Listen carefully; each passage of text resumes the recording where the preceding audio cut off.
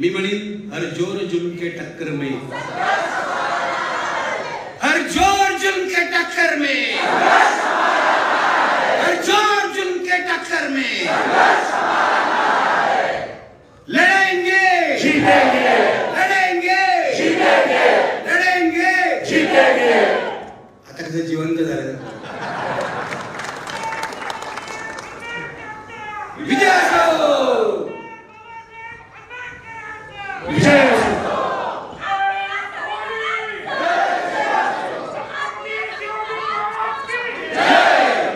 सगळे आपलेच आहेत. शिवाजी महाराजांपासून ते बाबासाहेबांपर्यंत, शाहू महाराज, फुले, सगळी आपली परंपरा आहे. सगळी आपली परंपरा आहे. संतांची परंपरा, सगळी आपली परंपरा आहे, जी आज खेचून घेण्याचा प्रयत्न चाललेला आहे. मी तुम्हाला आज इथे सांगतोय, मी आमच्यावर जेव्हा हल्ला होत होता, खरं तर आता मी नॉर्मल झालोय घोषणांमुळे, नाहीतर तोपर्यंत त्या धक्क्यात होतो. ज्या क्षणाला हल्ला होत होता, ज्या क्षणाला गाडीच्या काचा फुटत होत्या, मागची काच फुटली तेव्हा असीमने माझ्या डोक्यावर हात ठेवला. त्यानंतर ही मुलगी गेली कुठे, ती श्रुती, तिथं श्रेया, तिथं फ्रंट सीटला बसली होती. तिला आम्ही मागे डोकं तिथं खाली केलं, म्हणून आमची डोकी वाचली. आणि जोपर्यंत आमची डोकी वाचतील तोपर्यंत तुमचं काय खरं नाही हल्ले करून.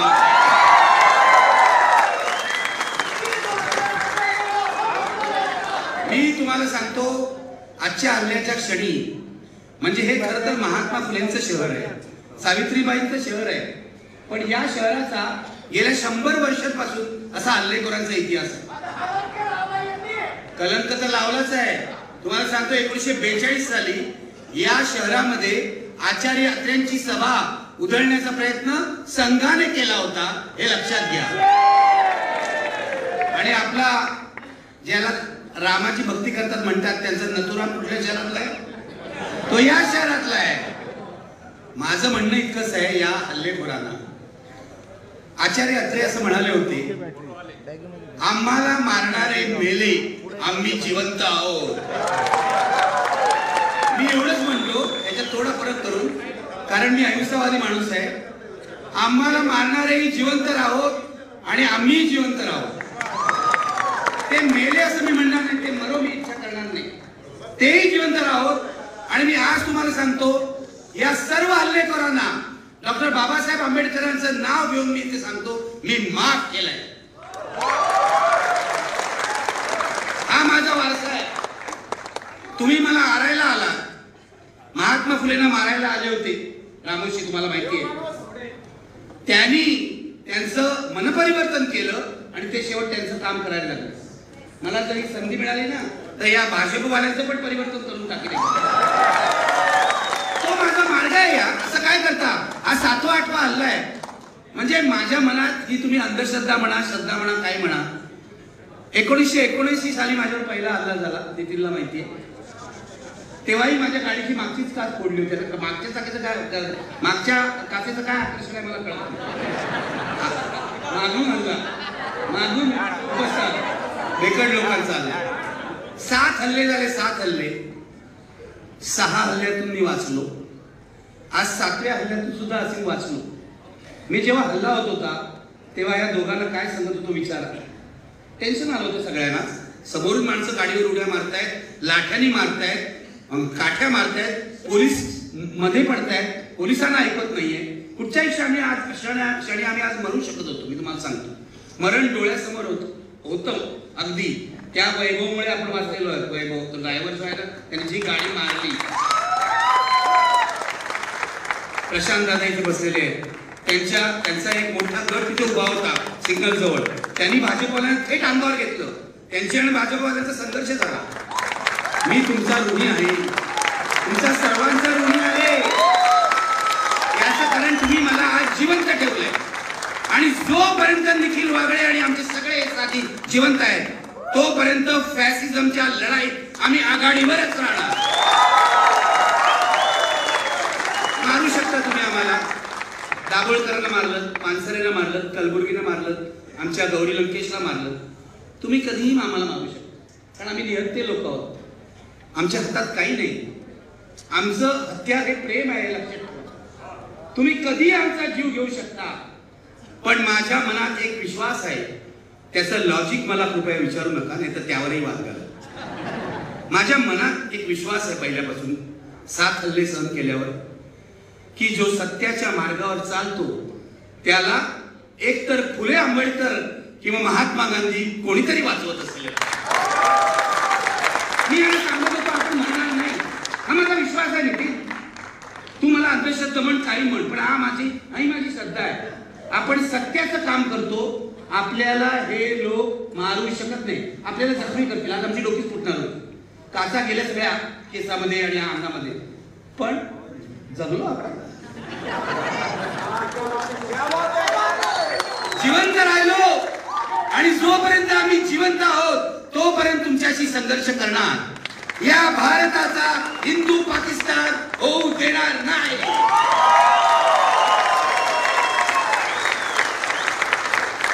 लक्षात घ्या मित्र, साधी लढाई नाहीये, मी सांगायला इथे उभा आहे. ही फॅसिझम विरोधातली लढाई आहे. आपण काँग्रेसशी संघर्ष केला असेल, पत्रकार म्हणून तर मी सगळ्यांच्या बद्दल बोललोय. दादा इथे बसलेले आहेत, दादांना माहिती आहे, तरी सुद्धा आमची प्रेम आहे, मैत्री आहे. हे लोक काँग्रेसवाल्यांना किती टीका केली तरी ते कधी खून करत नव्हते. आमचा राष्ट्रवादी सुद्धा पवार साहेबांना मी किती टीका केली आहे, पवार साहेबांनी एवढी टीका केली आहे, पण पवार साहेबांसारखा सुसंस्कृत नेता उभ्या महाराष्ट्रात,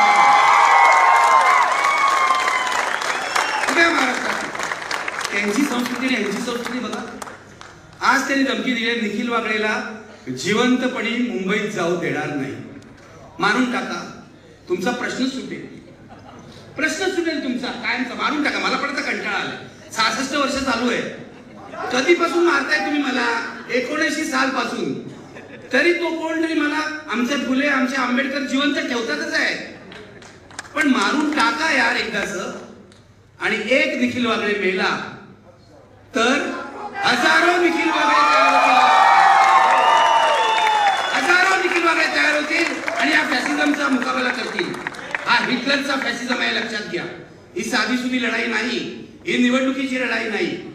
आम्ही कोणत्याच पक्षात नाही, पण पहिल्यांदा आयुष्यामध्ये गावागावात जाऊन आम्ही हे सांगतो की महाविकास आघाडीला विजयी करा. उद्या महाविकास आघाडी चुकली, त्यांना जोडे मारू. आपलं कामच आहे ना, आपलं कामच आहे. पण हे भयंकर लोक आहेत, हे माफिया आहेत, हे गँगस्टर आहेत, हे फॅसिस्ट आहेत आणि यांचे 2 नेते आहेत. आज मला पोलिसांनी सांगितलंय, पोलिसांनी दिलं पत्र की तुम्ही आक्षेपाला बोलू नका. मी त्या इन्स्पेक्टरला विचारलं आक्षेपार या शब्दाची व्याख्या सांगा, कारण मी असं म्हटलं नमस्कार तर तुम्ही म्हणणार आक्षेपार आहे, व्याख्या तर सांगा तुम्ही. आता त्या सिनियर इन्स्पेक्टरला मी सांगतो, 4 तास आम्हाला डिटेन केलं, लक्षात घ्या, फसवून 4 तास डिटेन केलं असीमच्या घरी. माझं कसं होतं, मी स्वतःला शांत ठेवायचा प्रयत्नच करतो, पण मधून मधून उसळी मारते अशी. मग 2 वेळा मी त्यांच्यावर तुटून पडलो की तुम्ही आम्हाला सोडत का नाही. तर शेवटी आमच्या लक्षात आलं 40 स्पेशल बँकचे पोलीस होते, 40. मी म्हटलं चला आता बसा आपण निघायचं. 40 पोलिसांनी आमची गल्ली अडवली, 40 पोलिसांनी. आणि एसीपी होते, वरिष्ठ सगळे होते आणि आम्हाला दुपारपासून फसवत होते की तुम्ही तिथे गेलात तर भाजपवाले तुमच्यावर हल्ला करतील. मग मी त्यांना सांगितलं ठीक आहे, तुम्ही येणार नाही ना आमच्या बरोबर, आम्ही चाललो. म्हणून मी चालायला लागलो, हे आम्ही माझ्या बरोबर आले आणि मग पोलिसांच्या गाड्या मागवून आल्या. हल्ला होणार आहे त्यांना माहिती होतं, पुणे पोलिसांना हल्ला होणार आहे माहिती होतं, कारण त्यांनी आम्हाला आधीच सांगितलं होतं की हल्ला होण्याची शक्यता आहे.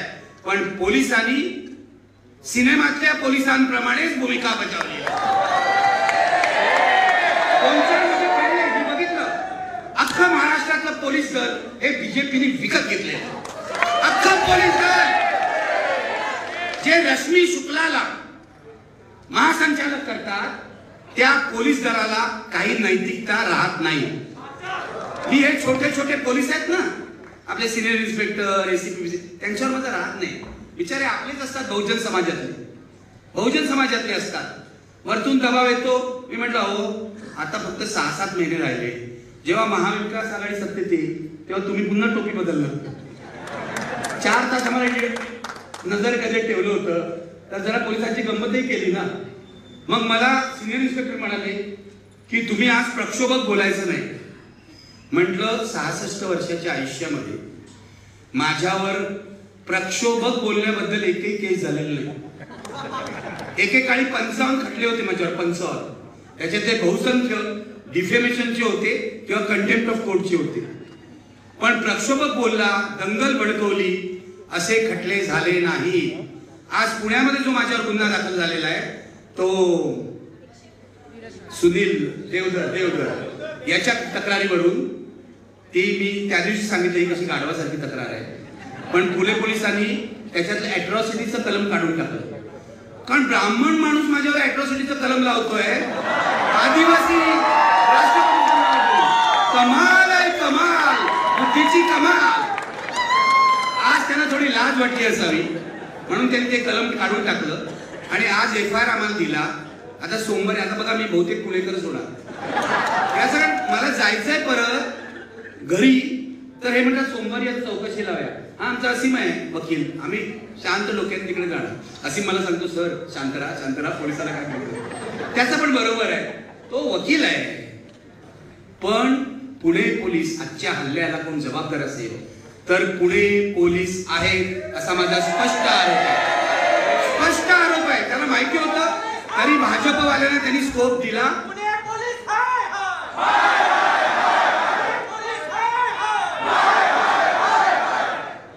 आता हळूहळू महाराष्ट्र पोलीस आहे असं म्हणायची वेळ सोडून त्या वाट लावली हो या सगळ्या 3 चाकाच्या गाडीने वाट लावली आहे. काय झालं परवा मी येणार ललित कलावर, कारण ललित कलाचा जो विषय आहे तो केवळ त्या नाटकापुरता मर्यादित नाहीये, मी तुम्हाला सांगतो. पण त्याआधी तुम्हाला सांगतो 5 गोळीबाराच्या घटना 5 दिवसात घडलेल्या आहेत. 5 गोळीबाराच्या घटना. तो आमचा गणपत गायकवाड केबल ऑपरेटर, हा केबल ऑपरेटर होता 2009 ला निवडणुकीला उभे केला राहिला आणि पहिलं काय तर IBN लोकमत बंद केलं त्यांनी. अशा माणसाला लोक मत देतात म्हणजे खरं म्हणजे लोकांना सुद्धा शरम वाटायला पाहिजे. मतदार 3 वेळा निवडून आला आणि हा म्हणतो शिंदेना मी 100 कोटीपेक्षा जास्त पैसे दिले आणि पोलीस स्टेशन मध्ये गोळीबार करतो. काय झालंय महाराष्ट्राचं? कोणीतरी आज म्हणालं महाराष्ट्राचा उत्तर प्रदेश बिहार होतोय नाही, झालाय. उत्तर प्रदेश बिहार झालाय. आता उत्तर प्रदेशवाले म्हणतील की आमचा महाराष्ट्र होतोय. लक्षात घ्या, एकेकाळी बुद्धिवंतांचा महाराष्ट्र आता बदमाशांचा महाराष्ट्र झालाय. आणि या फडणवीस, त्याच्यानंतर शिंदे आणि दादा पवार यांनी तो विकायला काढलेला आहे. झालं तो गणपत गायकवाड गोळीबार करून गेला. हे अजित दादा येऊन इथे एका शेख नावाच्या गुंडाला भेटले. आधी तो पार्थ पवार त्यांचा देवटा तो भेटला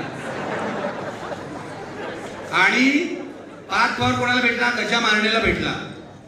पुण्यातल्या तुमच्या लोकांना सगळा तो इतिहास माहिती असणार, मी काय सांगायची गरज नाही.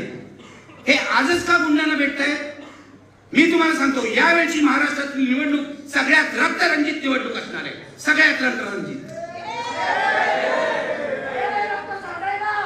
रक्त नाही सांडायला पाहिजे. आपण आपलं गुंडांना पकडून द्यायला पाहिजे. या सगळ्यांना काय चालतंय ऐका जरा काय सांगतोय मी शांतपणे. CMO मध्ये मुख्यमंत्र्यांच्या ऑफिसामध्ये गुंडांना मॅनेज करायला एक पोलीस अधिकारी बसलेला आहे, प्रदीप शर्मा. हा बरोबर आहे. माझे व्हिडिओ बघता वाटतं तुम्ही? गुड. प्रदीप शर्मा नावाचा बदनाम पोलीस अधिकारी CMO मध्ये बसलेला आहे. त्याचं एकमेव काम आहे की या सर्व गुंडांना मॅनेज करणं. त्याला अजून ऑफिशियल पोझिशन नाही, तो OSD झालेला नाही, पण त्याला नेमलाय. आता प्रदीप शर्माचे उपपदव्या आमच्या फडणवीसांना काय पटत नाही. त्यांनी काय केलं, 2 दिवसापूर्वी या प्रदीप शर्मावर IT ची धाड घातली, इन्कम टॅक्सची धाड घातली. आतलं यात्रुयुद्ध आहे. कोणाचा बळी पडेल सांगता येत नाही. बघा, एकमेकाला मारणारच एक दिवस हे लोक, पूर्णपणे मारणार आहे. इतकी घाणेरडी पातळी झाली यांची. मंत्रालयामध्ये गुंड जातात, व्हिडिओ काढतात, व्हायरल करतात आणि सर्व उद्योग करतात.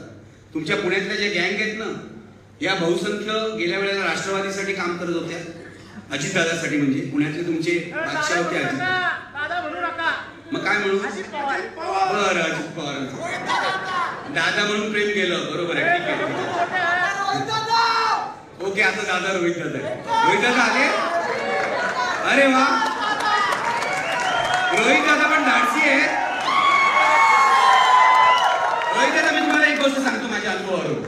मी 7 वेळा जेलमध्ये गेलो, 2 वेळा मला विधानसभेने पाठवलं. जेल एवढी वाईट जागा नाहीये, घाबरू नका. ज्याचे हात स्वच्छ आहे तो तुरुंगात जायला घाबरणार नाही. तुरुंग ही आत्मपरीक्षणाची जागा आहे, लक्षात घ्या. एकांतामध्ये आपला चेहरा आपल्याला दिसतो, एकांतामध्ये. त्यामुळे याच्यात जाणं, तुरुंगात जाणं, घालतील कोणाकोणा तुरुंगात, कदाचित आणखीन काही लोकांना घालतील तुरुंगात. घाबरतात लोक तुरुंगात जायला. मी बरोबर सिग्नलच्या सभेतही सांगितलं की तुम्ही का घाबरता एवढे तुरुंगात जायला, सर्वांनी एकदा जाऊन यायला पाहिजे. याच्याकडे गांधीजी म्हणायचे की तुरुंग ही शाळा आहे, हे लक्षात घ्या. तिथे माणसं कळतात, गुन्हेगार मुळातून कसा गुन्हेगार नसतो हे कळतं. मला 2 वेळा यांनी तुरुंगात पाठवलं. मी ऋणी आहे यांचा. पहिल्यांदा शरद पवारांच्या सरकारने, कारण माझ्या सोबत अंडा सेलमध्ये कोण होते माहितीये? बॉम्ब थिएटरले सगळे आरोपी, संजय दत्त आणि सगळेच. आणि दुसऱ्या वेळेला माझ्या सोबत होते केतन पारेख प्रकरणातले आरोपी आणि त्या प्रिया राजवंशी खुनी, देवानंदचे 2 भाचे माझ्या बाजूच्याच कोठडीत होते. इतकी गंमत येते त्या तुरुंगामध्ये, अनुभव तुम्हाला सांगतो. त्यामुळे आमचे डॉक्टर लोहिया म्हणायचे त्याप्रमाणे त्रिसूत्री पाहिजे राजकारणामध्ये. त्रिसूत्री, तुरुंग, फावडा आणि मतपेटी, ही त्रिसूत्री पाहिजे, लक्षात घ्या. सगळ्या राजकीय पक्षांनी लक्षात ठेवलं पाहिजे. आपल्याला तुरुंगात जायची तयारी पाहिजे, व्यवस्थेशी संघर्ष करू. फावडं म्हणजे विधायक काम आणि मतपेटीस परिवर्तन घडवू शकेल, जे यावेळेला लोकसभेला सुद्धा महाराष्ट्रात घडणार आहे. माझ्याकडून लिहून घ्या तुम्ही. ईव्हीएम हटा वगैरे ठीक आहे, ते नाही हटलं तरी महाराष्ट्रात लोकसभा आणि विधानसभेला मोदींना मोठा फटका बसणार आहे, बसणार. आम्ही गावागावात जातो याचा विचार. लोकसभेला सुद्धा त्यांना माझ्या मते 20 पेक्षा कमी जागा मिळतील. आणि 15 मिनिटात आहे, ठीक आहे, तुमच्या तोंडात साखर पडतो. आणि विधानसभेला माझं फक्त या लोकांना महाविकास आघाडीचं एवढंच म्हणणं आहे, आम्ही एवढे फॅसिस्टांशी लढतो आणि भाजपशी मरायला तयार आहोत. तुम्ही एकत्र राहा बाबांनो, एकत्र राहा. आणि तुम्हाला जर्मनीमध्ये 1930 साली हिटलर का जिंकला माहितीये? हिटलर विरोधी पक्षांचं बहुमत होतं, म्हणजे जास्त मतं त्यांच्याकडे होती, पण त्या पक्षांमध्ये ऐक्य नसल्यामुळे हिटलर जिंकलेला आहे, लक्षात घ्या. इथे मोदी त्याच कारणाने जिंकतायत की मोदी विरोधी मतांमध्ये एकजूट नाहीये, हे लक्षात घ्या. आपल्याला फॅसिझमशी लढायचंय. परवाचा जो ललित कला केंद्राचा प्रसंग आहे तो केवळ ललित कला केंद्रापुरता बघू नका. तो आपल्या शिक्षणावर या फॅसिस्टांनी केलेला हल्ला आहे. आणि मला एक नवी माहिती मिळाली पुण्यातल्या जाणकारांकडून की हा हल्ला ललित कला केंद्रावर केला असला तरी मुख्य लक्ष याचं होतं ते तुमचे जे कुलगुरू आहेत ते. भारतीय जनता पक्षाच्या 2 गटातच भांडणं चालू आहे, कुलगुरू हा असायला पाहिजे की नसायला पाहिजे, आणि त्याला अडचणीत आणण्यासाठी हा हल्ला केलेला आहे. आणि ते तुमचे चतुर्शृंगी ना, त्याचे पोलीस काय म्हणतात? पहिला जो हल्ला झाला त्या मुलानं मारलं, त्याचा FIR आजपर्यंत नोंदवलेला नाही. दुसऱ्या दिवशी जाऊन यांनी काळं फासलं, काय केलं, त्याचा FIR नोंदवलेला आहे. रमा सरोदीने ते केलंय. मुद्दा असा आहे की रामाने काय केलं, सीतेने काय केलं, हा मुद्दाच नाही आहे, हे निमित्त आहे. कारण यांना इतिहास जर कळत असेल तर इथे वस्त्रहरण झालेलं आहे, इथे यदाकदाचित झालेलं आहे, इथे इतकी नाटकं झालेली, आपल्या लोकनाट्याची परंपरा आहे. या सगळ्या लोकनाट्याच्या परंपरेमध्ये देवांची गंमत केलेली आहे. गवळणींचा आणि कृष्णाचा संवाद काय आहे? त्यांच्या भावना दुखवतात. यांच्या भावना कधी दुखवत नाही माहितीये? मोदी मोठे दाखवतात आणि बालरामाला घेऊन जातायत, मग यांच्या भावना दुखवत नाही. म्हणजे मोदींपेक्षा राम छोटा केलेला आहे तेव्हा यांच्या भावना दुखवत नाही. इतके ढोंगी लोक आहेत. हे रामाचे अनुयायी नाहीत, अंधभक्त आहेत. यांच्या मनात राम नाही, केवळ नथुराम आहे. लक्षात घ्या, केवळ नथुराम आहे. आणि मी तुम्हाला सांगतो, ललित कला केंद्राचा जो हल्ला आहे, आता खूप त्याच्यावर छापून आले, मला बरं वाटतं. पहिल्या दिवशी मी अस्वस्थ होतो. नितीननी सांगितलं ललित कला केंद्राने किती मोलाचं काम केलेलं आहे. आज ही जी सभा आहे निर्भय बनूची, ती यासाठी आहे की असे जर तुम्ही ललित कला केंद्र किंवा कुठच्याही शैक्षणिक संस्थेवर महाराष्ट्रात फॅसिस्टांनी हल्ले केले तर निर्भय बनू त्यांच्या विरोधात उभं राहील आणि त्या संस्थेला संरक्षण देईल. त्या संस्थेला. माझ्या तर मनात हा विचार आहे, म्हणजे मी अहिंसावादी आहे, लक्षात घ्या, पूर्ण अहिंसावादी. मी माझ्या पोरालाही कधी मारलेलं नाही, लक्षात घ्या. म्हणजे माझं ट्रेनिंगच असं आहे. पण मला असं वाटतं या फॅसिस्टांचे हल्ले रोखायला आता एक भगतसिंग ब्रिगेड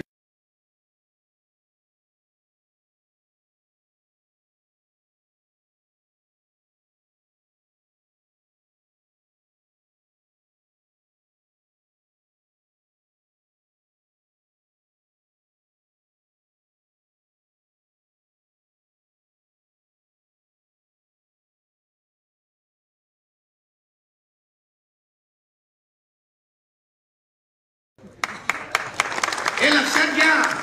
तुमचं हे अथांग प्रेम आहे इतक्या वर्षांचं, म्हणूनच आम्ही सगळे जिवंत आहोत आज. या प्रेमानेच आम्हाला वाचवलेलं आहे. लक्षात घ्या, सत्याचा मार्ग आणि तुमच्यासारख्या लोकांचं प्रेम. म्हणून मला कायम खात्री वाटते, हे मोदी बिदी ठीक आहे, मोदी शाह हे जे दोन गुन्हेगारी प्रवृत्तीचे लोक या देशात बसलेले आहेत, मला सांगितलं मोदी आणि शाहवर बोलणं, पण मी काय खोटं बोलतोय? मोदी आणि शाह गुन्हेगारी प्रवृत्तीचे आहेत की नाही? जाऊन बघा. माझ्यावर सुनील देवरांनी खटला भरला, तो कशासाठी? मी एक ट्विट केलं. मी मोदींविरुद्ध इतकं बोलतो व्हिडिओमध्ये, ते ऐकत नाही. मी एक साधं ट्विट केलं. मी असं म्हटलं, अडवाणींना मिळालेलं भारतरत्न हा एका दंगलखोरांनी दुसऱ्या दंगलखोराला दिलेली शाबासकी आहे.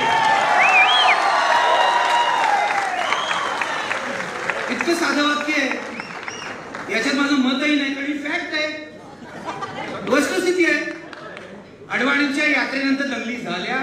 गुजरातमध्ये मोदींनी दंगली घडवल्या. दंगलीत त्यांचा हात होता. न्यायालयात काय झालं आणि न्यायालयात कसं फिरवलं गेलं सगळं, हा मुद्दा वेगळा. त्या बिल्किस बानोचं काय करतायत बघा, लाज वाटत नाही ना. म्हणून यांना आपल्याला मारून टाकायचं आहे, म्हणून यांना असीम सरोदेला मारायचं आहे, कारण असीम सरोदे त्या बिल्किस बानो सारख्या अन्यायग्रस्तांच्या बाजूने उभा राहतो, म्हणून त्यांना आपल्याला मारून टाकायचं. हे लक्षात घ्या, हे तुम्ही लक्षात घ्या. हा फॅसिझम आहे. मला माझे काही मित्र आज सांगत होते की तुम्हाला UAPA लावतो. म्हणलं माझी तयारी आहे, लावा. आता एवढ्या, आता आनंद तेलतुंबडे सारख्या संत माणसाला तुम्ही UAPA लावला तर मला लावलं तर काय नाही, मी घरात बसायची 5 वर्ष जेलमध्ये जाऊन बसेल, फायनली सुटीनच. कारण UAPA लावण्याचं आहे काय? मी काय दहशतवादी आहे? पुन्हा पोलिसांनी आम्ही दहशतवादी असल्यासारखी आम्हाला वागणूक दिलेली आहे. त्यांचं काम होतं, भाजपने जेव्हा तक्रार केली त्या तक्रारीमध्ये असं लिहिलंय, पोलिसांनी परमिशन दिली तर आम्ही ही सभा उधळून लावू. दाखवा, बघा हे लोक. आज आपण यांचं आव्हान स्वीकारलं, गाडी फोडली गेली बिचाऱ्याची, आमच्या ड्रायव्हरची, पण आपण यशस्वी झालो, आपण जिंकलो. आजच्या घडीला आपण जिंकलो. गाडी फोडली, मला तर वाटत होतं डोकं फुटेल, रक्तबंबाळ होऊ, पण एवढं काहीच झालं नाही. वाचलो आम्ही. फुले आंबेडकर, जोपर्यंत आम्हाला शिवाजी महाराज, शाहू, फुले, आंबेडकर आणि सर्व संतांचा आशीर्वाद आहे, तोपर्यंत तुम्ही आम्हाला खतम करू शकत नाही. विश्वासच बाळगा. आणि मला असं वाटतं की खूप, म्हणजे निर्भय बनूच्या सभेचं असं वैशिष्ट्य असं आहे, यांना मी सांगेन, या महिलांना, मुली म्हणतो, तुम्हाला महिला म्हणणं म्हणजे रात्री होतो, या मुलींना मी सांगेन, पहिल्यांदा निर्भय बनूच्या सभेमध्ये महिलांची संख्या आहे. आणि माझं असं आव्हान आहे, माझ्या पत्रकारितेमध्ये सुद्धा आग्रह होता, 50% मुली पाहिजे. तुम्ही 33-32% द्या, मी 50% म्हणतो. याचा कारण तोच बॅलन्स आहे समाजामध्ये असला पाहिजे. तुम्ही सगळे निर्भय बनूमध्ये या. महिलांनी याचं नेतृत्व करावं, तरुणांनी याचं नेतृत्व करावं असं माझं मत आहे. तुम्ही हातात घ्या. जिंदाबाद जिंदाबाद नारी शक्ती जिंदाबाद जिंदाबाद जिंदाबाद सावित्रीच्या लेकी आम्ही मागे आता राहणार नाही. Very good. मुद्दा असा आहे की जे ललित कलामध्ये घडलं त्याची पहिली तुम्ही लक्षात घ्या. राम काय बोलला, सीता काय सिगरेट ओढलं वगैरे हे खरं नाही, हे निमित्त आहे. ललित कलामध्ये नाही पण यदा कदाचित जे नाटक होतं नवी मुंबईला विष्णुदास भावे सभागृहामध्ये सनातननी बॉम्ब फोडला होता. बॉम्ब. ललित कलावर हल्ला करणारी प्रवृत्ती आणि ही प्रवृत्ती एकच आहे.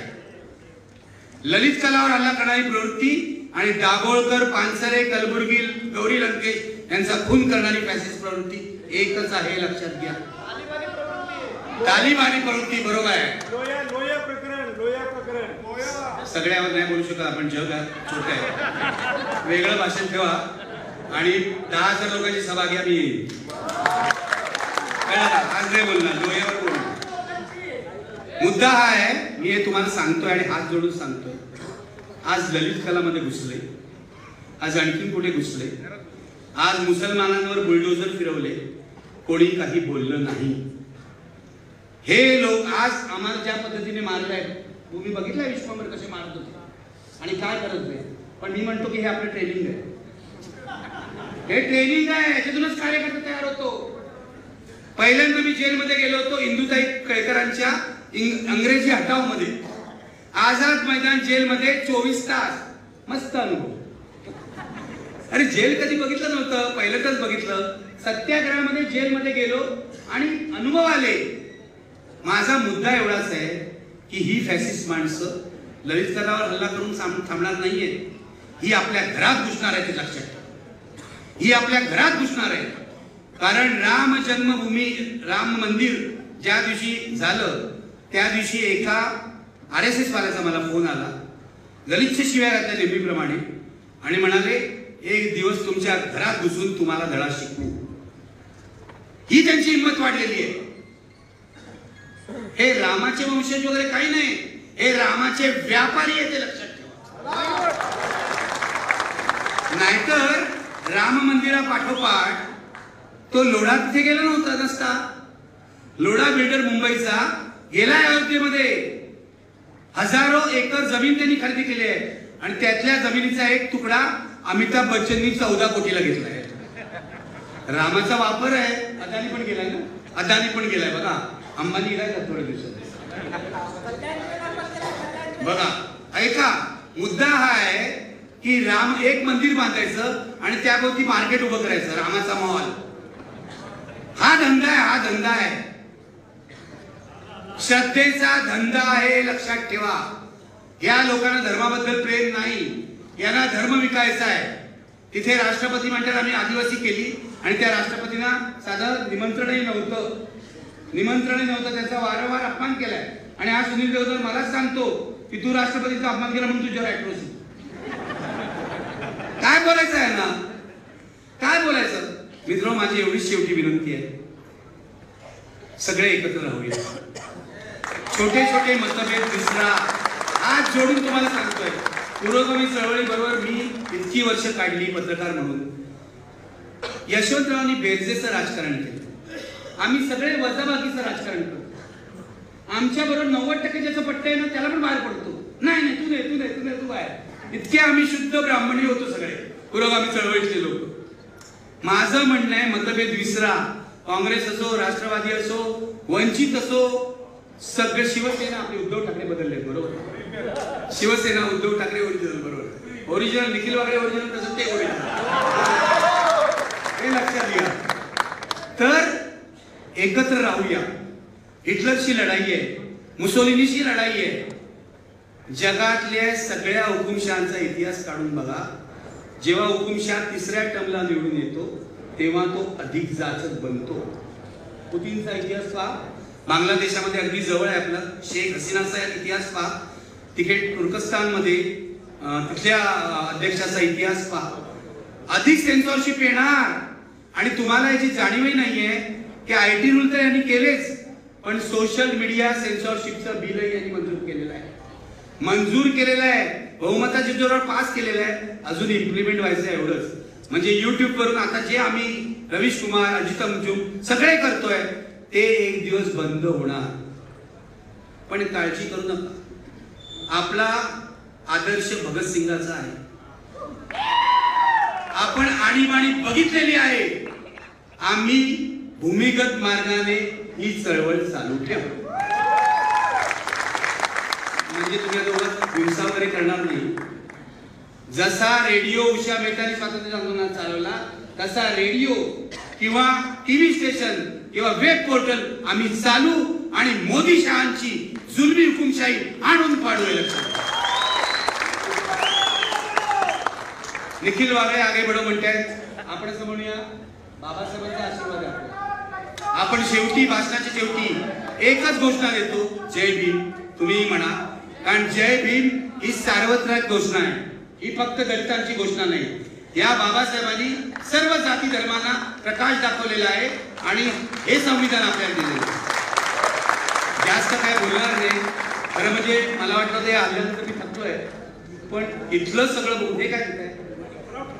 अच्छा, ठराव करायचा. मला वाटलं काय चहा होतो,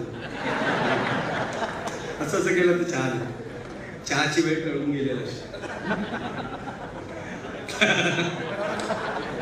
तर शेवटी फक्त एवढंच सांगतो, फुले आंबेडकर आपल्या पाठीशी आहेत, सावित्रीबाई आपल्या पाठीशी आहे. या महाराष्ट्राची परंपरा पुरोगामी आहे, तो प्रतिगाम्यांच्या हाती जाऊ द्यायचा नाही. मी पत्रकारांना नेहमी सांगतो, तुम्हाला जर चांगली पत्रकारिता करायची असेल तर मरायला तयार राहा. मी तुम्हाला कार्यकर्त्यांनाही सांगतो की तुम्हाला जर खरं राजकारण, जनतेचं राजकारण करायचं असेल तर बेलो तरी बेहत्तर ही भावना मनात बाळगा, तर काहीतरी परिवर्तन घडेल. खूप तरुण कार्यकर्ते आहेत सर्व पक्षांमध्ये. त्यांना सांगतो, सत्तेच्या खेळात बसू नका. सत्तेचा खेळ आहे, मला माहिती आहे, तो करावा लागतो. पण हल्ली सत्तेच्या खेळात फार रुचलेत कार्यकर्ते.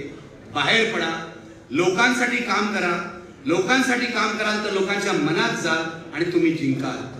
तेव्हा शेवटी पुन्हा एकदा आठवण देतो तुम्हाला आणि थांबतो की यावेळी हरवायचं आहे कुणाला?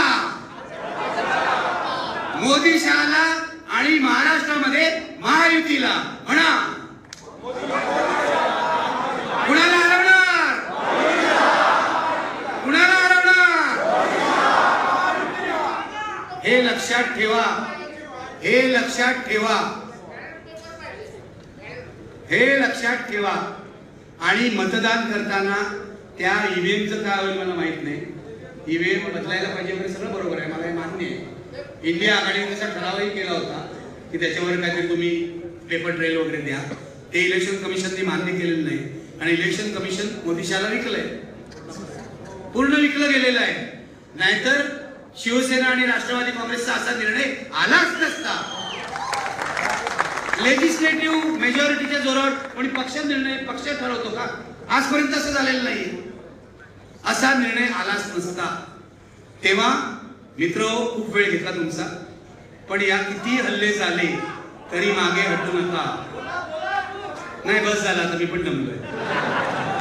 बस झालं ना, एवढा मार खाल्ला आणि बोललो, त्याला डबल झालं ना. असं काय करताय? ऐका, मगाशी काय बोलले, ऐका मगाशी असिम सरोदे काय बोलले. ही आमची एक छोटी सभा होती, ती भाजपवाल्यांनी मोठी केली. मी त्यांचा आभारी आहे.